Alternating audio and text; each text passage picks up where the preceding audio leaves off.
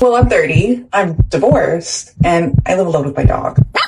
My home was supposed to be loud and filled with laughter and excitement, but the background noise of my apartment is mainly just my dog snoring. I don't need no man. I don't need no man.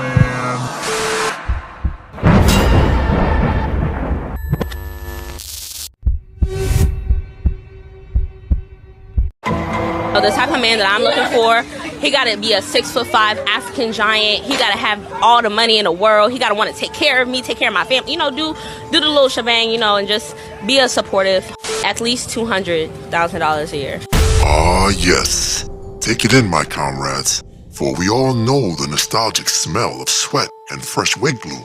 Such confidence must be admired, because even though her nipples touch her belly button, she requires a 6'5" Mandingo man that also makes a minimum of $200,000 a year. Period.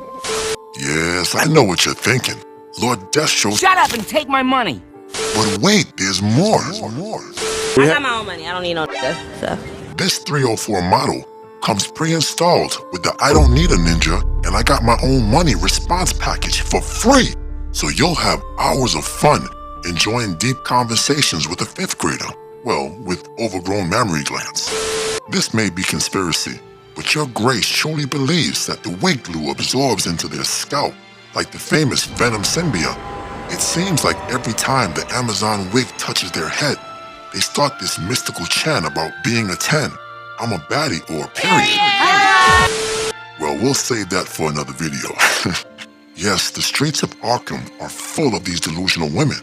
Your grace warns us. The second wave of modern women are now approaching the end of the manufacturer's warranty. There will be an influx of lonely, bitter women in the near future that are only used for situationships and side chick activities. An influx of single mothers, lumberjack women, boss babes, and OnlyFans retirees. So I had to sleep with 14 people that day for low amounts of money. It ruined me. After the 14th, it was every day of my life, sleeping with 14 to 30 men every day, going to different parts of Tennessee, walking the streets, being forced to do them and make that money. Damn. Victims of hypergamy that are now held captive by the wall of no return. Prepare yourself accordingly. You know what I realized with us women? And I think that I was like this at one point in time too. We equate our value to how many men want to sleep with us, how many men are in our DMs, and how many proposals we got. Not marriages, proposals. But here's the thing. If all these guys want us and we want none of those guys, then we have no options. And I think that's like a hard pill for us to swallow. Like, we don't want to admit that, but we know deep down inside, like, we go to our message requests or our DMs or our text messages, and it's just full of guys that want to sleep with us or, you know, talk about our bodies. We realize, like, damn, we ain't got no options. Because really, you only consider the guy's options that you actually want. Am I right or am I right? Well, partially. Men know the difference between what they want and who is in their league. See, women still have not solved this puzzle yet, as is evident by this young lady before us. The hard truth is that most modern women are socially dyslexic. They lack the tools needed to successfully navigate the ever-changing dating market. Because they have men waiting online to split their uprights, this somehow makes them eligible for the varsity squad of Tenderloin.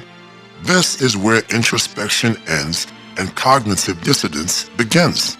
This is why the No Frills 4 and the venerated 9 talk, act, and think the same.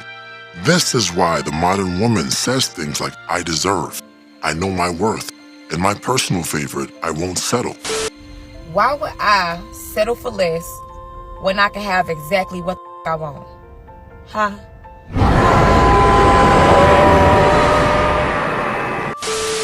This is exactly why the OnlyFans provider believes that she will retire into the arms of a 6'5" millionaire that cooks, cleans, and is the perfect father for her 4 unclaimed kids. She's a 10, but she does OnlyFans. She's undateable. But what's the link? They conflate sexual attention with genuine attraction. It's clear that the dating app metaverse has caused an infinite loop in their programming. But remember, this is not our war to fight because I don't need no man. I don't need no man. I would like to take this opportunity to thank our beloved comrades that hit the super chat button in support of free tenderloin distribution. Your sacrifice is truly appreciated. Now, before we go any further into this rabbit hole, Lord Destro requires you to push that like button and smash that bell in the name of Cobra, and leave a comment below to appease the nosy algo. Because as we all know, Big Brother is always watching. Now let the Jubakari commence. Our future rests with Destro now. So the question is, when do you settle? When do you compromise? Or do you at all? As for me, I've been single a pretty long time. Never thought it would be this long. I have to admit, when I got divorced a long time ago, I was a little arrogant. I was in my mid-30s, and I knew it was a good catch. Good woman, educated, great career, amazing mom, and I was a great wife. Cook, clean, do all that. So I kind of was a little arrogant and thought, oh, it's no problem. I'm going to be married in 2 to 3 years.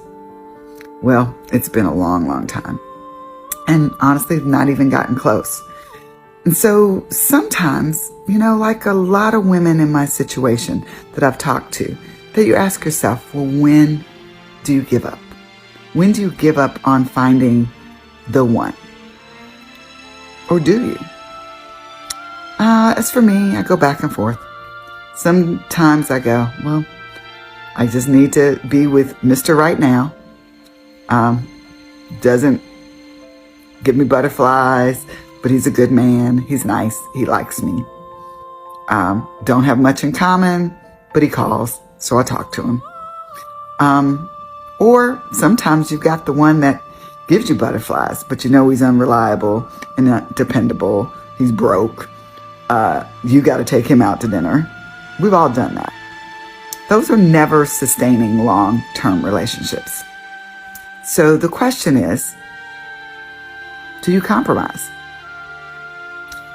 Well, where I am right now, today, I'm going to say no. I'm not going to compromise. I'm waiting. I'm going to stay optimistic.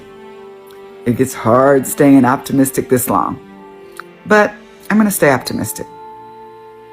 Now, tomorrow? I don't know. Might settle.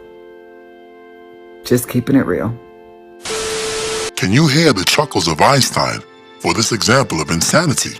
Doing the same thing and expecting a different result. So pathetic she is. I won't lie, this older grandma is somewhat attractive. If she paid your grace a hefty allowance, I might consider smashing those cakes to smithereens to afford some Cobra issue flak jackets for our new recruits. Now make sure you press the super chat or the Cash App button so your grace won't have to prostitute himself to old rich sugar mommies. But here, we see the awesome might of the unforgiving wall. The options are just not available. We always talk about the top 20% of men getting access to sleep and discard the majority of women. Well, I would also argue that it's only the top 20% of women that are getting married or chosen. Truth is, yes, the modern woman may have more matches on Hinge and Tinder, but very few will get chosen for marriage or are worth a man investing in them. Now, if we add the passport bro dynamic into this equation, well, that's definitely a riveting topic for another video. Don't you agree? But wait a minute. You didn't smash the bell and press the like button. Blasphemy. And although you will never be worthy of a monarch such as myself, Lord Destro would suggest that you poor fools at least give oligarchy a try. So here, Lord Destro has spoken.